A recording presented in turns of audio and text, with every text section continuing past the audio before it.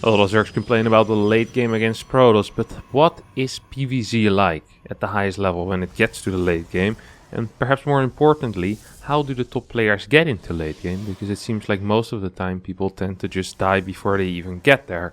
I saw this game between Zest and reynor. I thought it was a great example of exactly how a Protoss is supposed to get there and how Protoss wants to play that late game, with a couple of really cool tricks that Zest executes in these games, or well, in this game in particular, but in general in this series. So this was a series played between Zest and reynor in the latest DreamHack season finals, and Beckett tends to be a map where the rush distance is very small. Not only because of the actual distance being small, but also because you have these bad boys being added on. These are speed zones, and a unit that enters into one of them speed zones moves a lot quicker, which is obviously great for the queen, who is relatively slow. Now, to start with something that is perhaps interesting, is that Zest doesn't care as much about hiding what he's doing. And I'm not talking about the first 4.5 minutes. When I'm talking about Zest hiding what he is doing, I'm talking about minute 5 till 7 or 5 till 8. Or well, basically anything after minute 5. He just doesn't really care that much anymore when he tries to play safe in particular. So right now the hardest thing for the Protoss to hold is obviously the Queen Walk. The Queen Walk has a lot of potential. For the people that are not aware, Zerg can move across the map with 7 queens and like 540 or so. Get a bunch of roaches and ravagers. You need to give up your third most likely. Well, you can't really do that, so you try to hold your third with a bunch of cannons.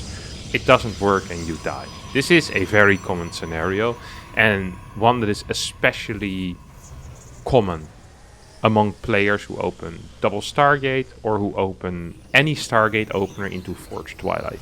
The only real safe opener seems to be to get something, no matter what it is, into RoboBay Disruptor. Because if you're never getting Disruptors, you'll never be able to kill the Ravagers. Or you'll never be able to kill the Queens. You might be able to survive for a long time because you have batteries, you have cannons, but actually winning the battle eventually becomes really difficult. That is what Disruptors are for. So here we see something very interesting coming out of Zest, and I kind of want to I want you guys to pay attention to this, okay? So he opens up with a very standard Void Ray into Oracle, double Adept, hasn't lost an Adept, double Adept, so you can get a fast third Nexus as well after 2 Stargate units. Look at that 4-minute Nexus, so beautiful and quick, gonna get him with really nice early economy. And then his Warp Gate finishes, and he immediately starts his +1 air attack. Now, there's a really good reason for this. The reason is that he wants to be capable of fighting these low amounts of queens and kill these Ravager Roach attacks a lot quicker. That is the one thing. The second reason is because he wants to be going into double Stargate soon. We'll see him add a second Stargate anytime now. He also wants to be able to deal more damage on the other side with his Void Ray. So it makes a lot of sense. Now, there is an obvious downside here. And that is that he's broadcasting to the world, I am researching air weapons. I am not going to be going for glaives. I'm not going to be going for fast Forged Twilight behind this. No, I am going to go for air weapons, and I have a second Stargate. This is what he's broadcasting to his opponent. And in order for him to be able to win after broadcasting this type of information, he needs to be very confident in his build, and he needs to be good in the late game. Because basically what you're doing at this point is you're giving your opponent a free pass to go up to 92 workers with pure queens, Hive on the way, 5 bases, 10 gas. You're giving your opponent a massive economy lead. And if you don't know how to properly play late game, this is not something I would suggest. Luckily, Zest also shows us how to properly play late game. Something else that's interesting, by the way, is that we see a fast Forge out of Zest usually would be followed by a quick Twilight Council. Not at all the case here, not at all the case, no. He plays a fast Forge because what Zest wants to do is he wants to initially defend these spaces with cannons if he is being Queen Walk. So he has an Oracle, scouting, trying to deal some damage. You see that Revelation here? He's just looking at what's popping out of these larvae, out of these eggs. And as the Revelation wears off, he'll probably just pop back in again. See, he starts selecting his Oracle. Here we go. He already did his damage. He killed 2 workers. He doesn't really care too much about doing more. Hop! Throws down another Revelation.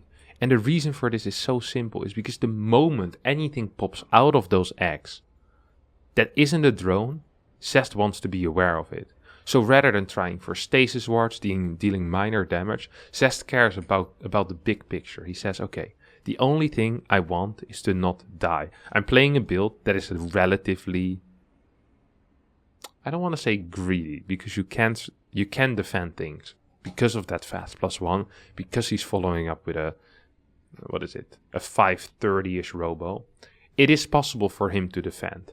But in order for him to defend the Queen Walk, he needs to be aware when that Queen Walk will hit, or if a Queen Walk will hit, because he needs to take some insane measures. And I have a game of that after this as well, to see how he would defend that type of Queen Walk, so we can immediately see what those insane measures are. But for now, let me just assure you, that should be enough, my assurance that indeed he does take pretty sick measures, and he knows how to defend it. So he followed this up with a robotics facility, not getting a Twilight at all.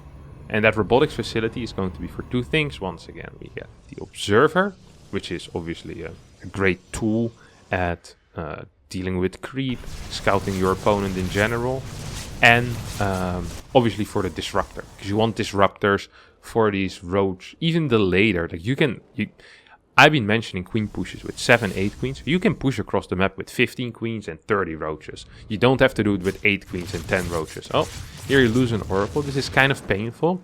Couple of reasons, once again.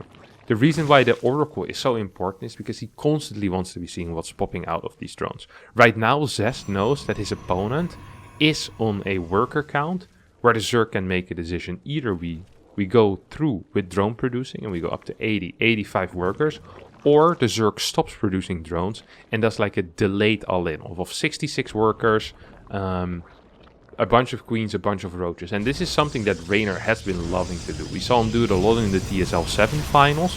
So it's important for Zest to keep some type of scouting on the map. Now, in order to get that scouting back, he's just gonna get a couple of observers. Rather than just 1, he decides, hey, I want 2 observers. You see him take out some creep, which is always very helpful against any type of queen push, but also just in general. And this is where the +1 is actually kind of helpful. This type of fight, without +1, would be impossible to imagine. He just wasted, or he forced reynor to waste like 3-4 transfuses, and then also kill 2 queens on top of that. This is only possible because these Void Rays have +1, and the added bonus for +1 feels absolutely massive in these Queen versus Void Ray fights. Oh! This wasn't the greatest micro, but it's still cool to see. So, he has this vision here on the fort base. He sees gases go down. He's waiting to see what pops out of these larvae. Another thing, by the way, that I haven't mentioned yet, but another reason why that +1 is so powerful is in case the Zerg wants to be getting into some type of let's say a Muta switch, or well, let's just stick with a Muta switch for now. Some type of Muta switch. It's gonna be great to have that +1, and you want to chrono boost out what 3-4 Phoenixes with +1. With the double attack of the Phoenix, they absolutely destroy Mutalis. Such a big bonus that people really tend to underestimate, and having that preemptively, yes, absolutely great. There's a couple of things I don't quite like in Zest's play, and that is his focus of this many gateways this early on in positions where they are not helping. So if you think of how this game is kind of going to develop from the side of Zest, he went into his Void Rays, went into Disruptors, and now he's getting a Fleet Beacon and a second Stargate. Or a third Stargate, excuse me. These extra gateways are going to be largely useless. He's gonna be on 8 gateways, while not having any ground upgrades and not having a Twilight Council. He can't produce anything out of these gateways that will actually assist him in the fight. If he wants Templar, he can do that fine out of 3-4 gateways, because you just don't have the gas to produce that many Templar. If he wants to get charge lots, well, he first needs to get a Twilight, and then probably +1 as well. I mean, he's playing against a guy that already is going to get +2 on his roaches. This is not the type of game where 8 gateways immediately is going to do something. I understand if you want the gateways to wall off areas. If he had used some gateways to wall this off, for example, or to make like a semi-wall over here, I would say, okay, Zest, I can kind of see that. But adding 4 gateways or 6 gateways in your main base, I don't quite know what the use is for them. And I haven't really seen them being used either. We're not really gonna see them being used in this game for a very long time. So a bit confusing to me. You could say, well, what if there's a Zergling run by? But he's playing against a player who is relying almost purely on... Oh, press the wrong button. Who's relying almost purely on roaches. Like, there's no actual upgrades for these melee units. Which means these links are useless anyway, and more cannons actually would be better against both Ling run-bys and Roach run-bys as well. So I'm not quite sure what unupgraded Zealots would do against run-bys, but perhaps we'll figure that out later in this game. See, Zest is relatively active with his Observer. He's trying to check areas for run-bys, trying to take out this type of area as well, like clearing some quick creep. And even though he hasn't really attacked throughout the entire game, he managed to keep creep away from his side of the map, and that's pretty difficult on Beckett because it's such a small map. And he's also playing against Reynor, who A is known to have some of the highest creep queen counts in the world, and also have some of the best mechanics and best creep threat in the world. I mean, the kid is averaging what, 560, 570, current APM of 1200. Like, these are not normal numbers. He is really fast even for a pro gamer, and I think he's the best creep threader in the world currently. So the fact that there's no creep on the side of Zest map, that is a very big thing here. Yeah, let's move on. This is really a little bit... These extra gates are still surprising to me. I would have preferred to see extra cannons there, but I understand it. Another thing that we should pay attention to is this Void Ray movement, the freedom that Zest feels to kind of move around, to clear a little bit of creep here, clear a little bit of creep here. This is going to play a big role later in this game, and in general in the way Zest plays, is that he's doing this the entire game. And the one thing that is forcing out of Reynor is extreme diligence in replacing units like these links, forcing Reynor to pull away overlords from dead spaces where you usually would like to have him to spot for areas, and actually severely limiting his Reynor's vision as well because of that. Outside of the creep, Reynor actually doesn't have that much vision, and that's because Zest is constantly poking forward with these small Void Ray armies. It's not an easy thing to do, and it can be difficult to judge whether you're allowed to do it, but Zest, because he has that good vision with the observers, just with his army movement, he seems to be capable of doing it with relative ease, I would even say. Now we finally see that charge, Storm, double Robo, actually triple Robo. Now triple Robo might seem like an ill-informed decision here, but I actually don't mind it too much. Very often these days we see Zerg players go for a quick Ultralisk transition. And in case of an Ultralisk transition, it's really nice to have a couple of Immortals, or at least have the possibility to build a couple of Immortals. Against heavier Roach Hydra Lurker armies, I also like Immortals. Nice and easy to take out Spore Walls. Also can deal a little bit of damage to the Lurkers themselves. So overall not a bad unit to have. Just in case of Brood Lords, not the greatest unit. You know, your opponent plays Ravagerling Bane into Brood Lord Viper Infestor. Yeah, if you have 5-6 Immortals in that case, they're gonna suck. These Zealots not really gonna do this much.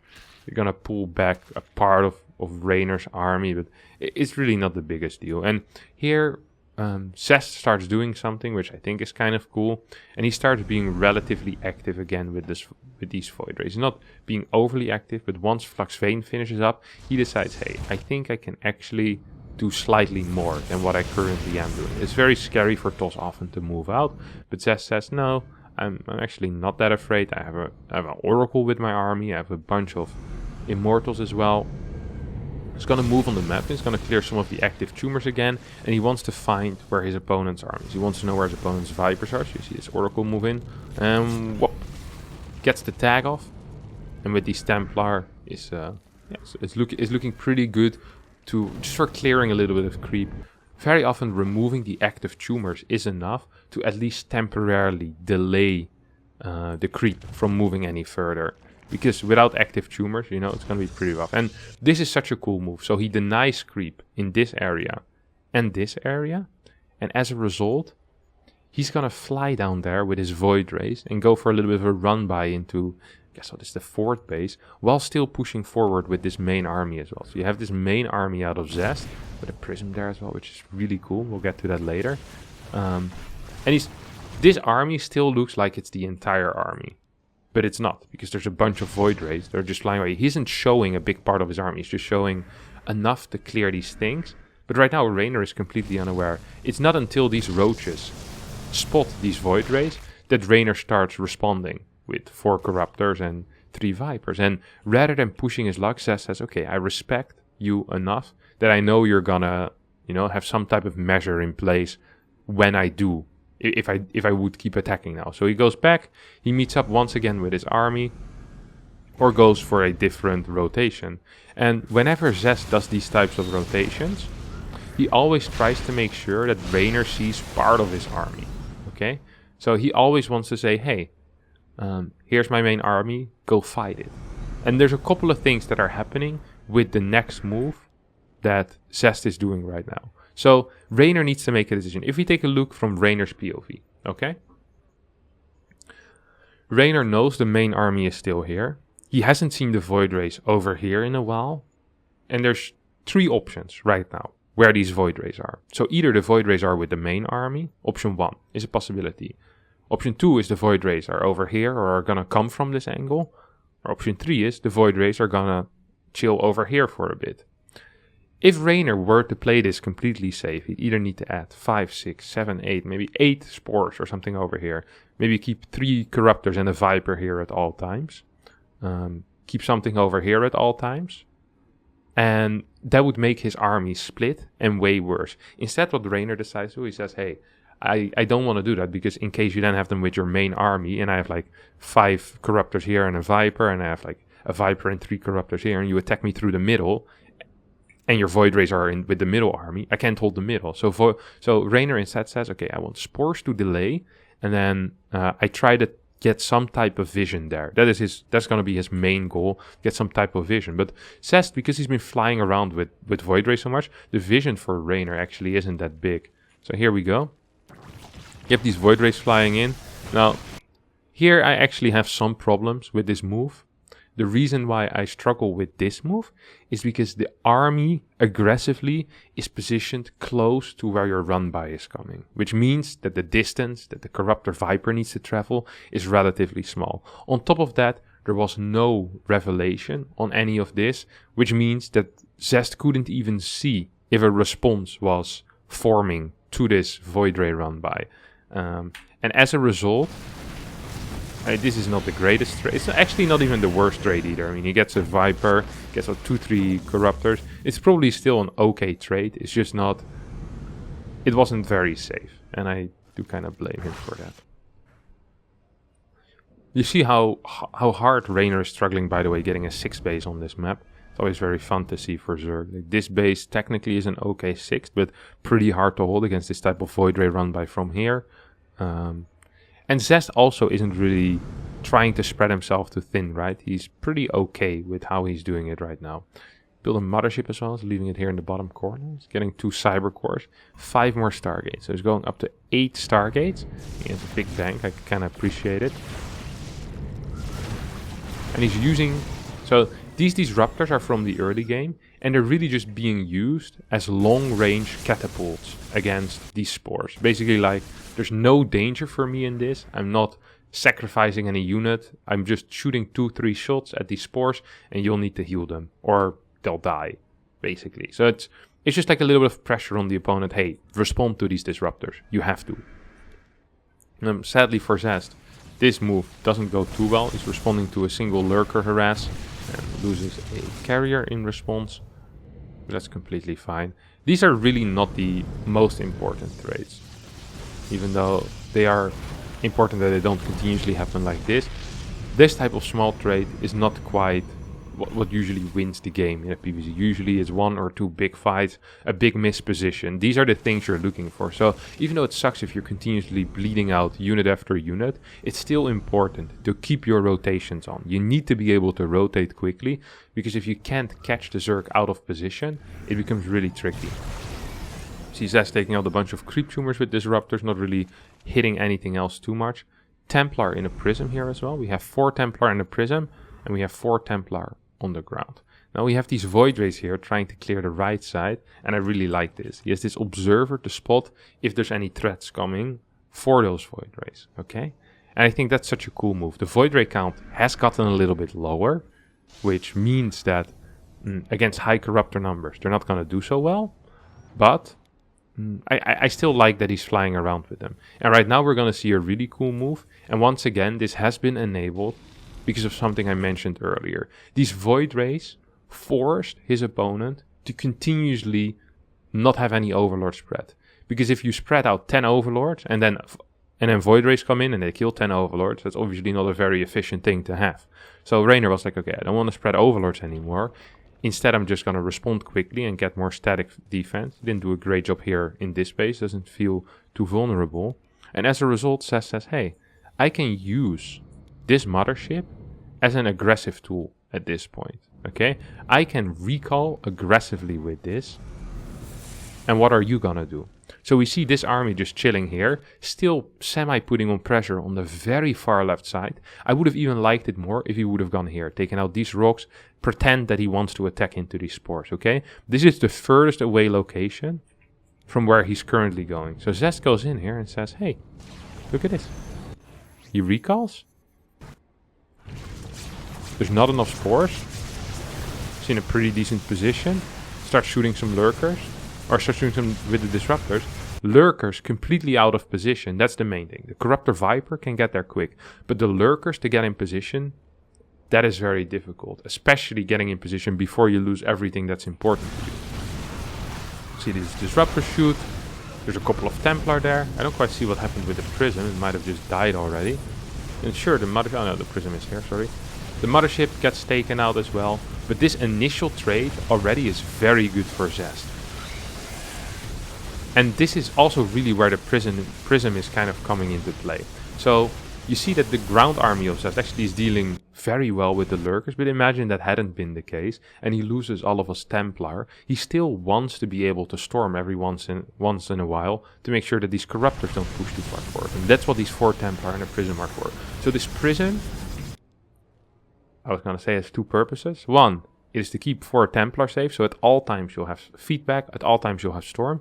And second thing is this type of reinforcement. So right now, Zest looked at the army. It's like, hey, what did I kill? Zest sees, hey, well, I killed a crap ton of ground. There's a single lurker remaining.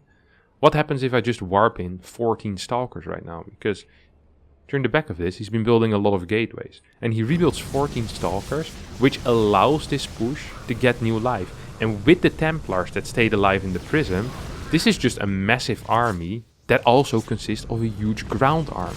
You're gonna need a lot of ground to deal with an army like this. And what does reynor not have? Exactly, a lot of ground. And right now he's building 42 Hydras. This is absolutely brilliant. So basically, with his air army, Zest kills everything on the ground that reynor has. Then out of the Prism drops the Templar with full energy and says, tada, with 14 gateways. He warps in a new ground army, while his opponent is completely focused on Corruptors. There's 2 things that can happen here. One, the Zerg, not winning the air fight, can think, oh crap, I need to build more Corruptors. Builds 30 extra Corruptors, has 50 Corruptors against 14 Stalkers and like 2 Immortals and 5-6 Templar. That's a possibility. You just straight up win the game there. You lose all of your carriers, but you just kill everything. You kill every single base, you just walk in, no problem. Second option. What would the second option be? Is you force your opponent to build Hydras. Hydras are some of the worst units in the game. They don't trade very cost efficient. So in that case, it's also a win. It really is a win-win-win. Like, no matter what happened, well, except if you're a Zerg player, it's a loss. This is just a great move. Templar stayed alive. Pompy-dompy-dom. This is why it's for reynor so important to take out that Prism as well, because that doesn't force him to rebuild Hydra in that case. More Stalkers coming in. At this point, I'm not even sure if more Stalkers are the way, because there's really not that many well, there's a lot of Corruptors, but you could also start thinking if you're just like, hey, what happens if I just get like 20 Zealots extra now? Like, what ground army is gonna kill me, you know? Stalkers are worse in ground versus ground. They're great at dealing with air. These lurkers are being built right here. So right now Zest is actually saying, okay, I forced out a lot of Hydras and I want to kill your Corruptors and hopefully my carrier Templar can do a lot to you. Not sure if I'm the greatest fan of that, but it's a playstyle. It's a playstyle. Still 3 observers remaining. One over here. One with the main army. I'm surprised he doesn't actually take this out. This army. This little lurk army. And these tech buildings. It actually really does surprise me. Okay, here he goes. Nice. So yeah, he has this. This is a brilliant observer, by the way. Sees this type of stuff coming from the back. He keeps the stalkers in the back to make sure he can kind of zone these out. Such a beautiful, aggressive recall. He's not rebuilding the Mothership yet, which I wouldn't have minded if he rebuilds the Mothership immediately after it goes down. And at this point, Zest is just in such a good position. And really all he did was use a single recall aggressively with a seemingly non-perfect looking army composition. And that's all he really needed to do. That's all he really needed to do. This is why a lot of Zergs feel like this matchup is so extremely difficult at times in the late game, is because you need to constantly be in position. You need to shave off unit after unit from your opponent. You basically need to play an extremely systematic game where you play very well. You take off a carrier while he's rotating. You take off another unit while he's rotating. You know, you're slowly pushing your creep, slowly pushing your sport, but you're out of position or you mess up a fight once and you lose the game. Well, for the Protoss, basically it's important that you don't get completely blasted, but as long as you have a big army and one time you catch him out of position, bang, you can just win the fight. Because these big fights, if Zerg is not in position, are very hard for them to win. You can win maybe with some infestors, but otherwise it can be quite tricky. Now, Zest at this point is so far ahead. I don't think it really matters too much what he does at this point. I mean, just take a look at the units lost after that fight. Reynor's down 15k. I still like that Zest is kind of slow about everything, and once again is going for a big split in air and ground. Very often you see Protoss players kind of only stick with one thing. They're like, okay, I just want the ground or I just want the air. But Zest says, no, I actually kind of want both, because then, especially if you're behind as a Zerg, you need a lot of supply in ground, and you also need a lot of supply in air, and a Reynor can't really afford that at this point. There's a problem. Once again, we see Zest with that Mothership, and you see the pattern here. The trick that he's pulling is so simple yet so brilliant. He says, hey, look at this, Reynor, this base is in danger. Don't you want to send some units there? And Reynor's like, oh yeah, that does look pretty dangerous. Let me just move some lurkers here to the right side, and let me keep my Corruptors over here, and bam! Zest recalls at the point furthest away from where everything is, not a single lurker in position. These spores will die against these immortals and carriers before the lurkers even get to burrow, and this base just falls. Look at the storms, the zoning storms, and bam, we have a fantastic fight here on our hands once again for Zest. This is absolutely brilliant. Such nice play, and all just carved out by this initial Void Ray movement. Well, the rest of the game is honestly not that important. We can just, what is it? It's like 2 more minutes or 1 more minute. You can just kind of skip through it. There's like a big fight at the end. Well, not even that huge of a fight. Just that game-ending fight. A couple of infestors, but doesn't do too much. And Zest just kind of moves through. Still has a prison. Lots of money in the bank. Could have still rebuilt a lot of zealots. Not so many gas units, but he was taking these extra bases. So really cute game. Yeah, I think this game really showcased the power of Protoss in the late game and what cool moves you can do the entire game through. Of course, it comes at the price of having to play relatively passive with early disruptors on, which tends to put you in really bad positions. And there is a lot of room there for Zerg, perhaps for timings and just to get massively ahead economically. Not quite the case this game, as Zest did have good mid game. I want to show you guys the Queen Walk game that he played against Reynor on Lightshade as well. And yeah, that pretty much should be it. Alright, here we have the exact same opener out of Zest. This time it's on Lightshade. I just kind of want to show you guys exactly how Zest does this. Okay, so he has a split of 2 units. This unit, the Oracle, can attack base 3 and 1, and the Void Ray can attack base number 2. So he has potential for damage on 3 bases, and also he has potential for scalding on 3 bases, which is also quite kind of important. He sees the gas count in the natural. He can easily see the gas count in the third. It's a little bit harder to see the gas count in the main at times though. So We're just going to continue. He went for the fast +1 once again. Fast +1 research, second Stargate, and a Forge. And then at this point, at around 5 minutes, I believe is the timing where Zest actually wants to start throwing the revelations on his opponent's drones. And the reason he does this is just to make sure that he always, like I mentioned before, he always sees what's popping from these things. And even though right here he doesn't see drones pop or roaches, he does see, well, he just saw only a single overlord pop. But even if you see like 2-3 overlords pop, that could be an indicator that roaches are coming. Could also be an indicator that your opponent got supply block. Then you build like 10 cannons and your opponent just sucked. That's life sometimes. So you always got to be a little bit careful there. That you don't react too strongly to seeing 5 overlords. Your opponent might just be having a bad day. I'm not quite sure about this revelation either, but he sees the rocks at least and he sees some creep tumors. So, I think this game he builds either a Robo-Bay really late or doesn't build it at all. Which also is a possibility. I'm not the biggest fan. Okay, here comes the Robo-Bay. Let's build it. You can also just kind of delay it forever, but I'm not the greatest fan. Now, here we're gonna see what he does exactly, okay? So, I actually kind of want to know how he scouted this, because he reacted pretty strongly. Like I said, revelation, bang. Right as these roaches are about to pop. Beautiful, absolutely beautiful. Zest sees that. And now look at his response, okay? Cannon. Just one cannon. It's actually relatively small response for now. Battery. Can I get more cannons? Cannon. Nothing in the natural. I am not entirely sure about that. I have to admit. I am not entirely sure about that. Because if you have nothing at all in the natural, Zerg can also just walk up here with the Queen Ravager and say, hey, you have no cannons there. Let's have a good time. Big battery farm in the back. Cannons forward.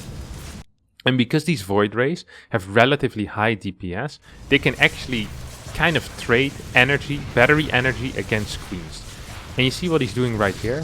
He's just targeting down anything that is in range for him. He's not really too picky. He's like, okay, if I'm gonna attack Ravagers, you need to use Transfuse on Ravagers. If I attack Roach, you need to use Transfuse on Roaches. And if I'm attacking this unit over here, so if we zoom in a bit, we can see that if he is attacking the Ravager, the Queens in the back won't be able to hit the Void Rays. So it's better to do that. You're trading less energy for similar amounts of wasting transfuses. So initially, when there's still a lot of transfuses available, I do tend to like attacking Ravagers and Roaches more so than just straight up fighting Queens and getting hit by all kinds. Look at these Queens. 6 Queens right now, just not doing anything. There's also like 4 Ravagers doing nothing in the back. And Zest is just building backwards, kind of. He's saying, okay, very cute what you're doing here.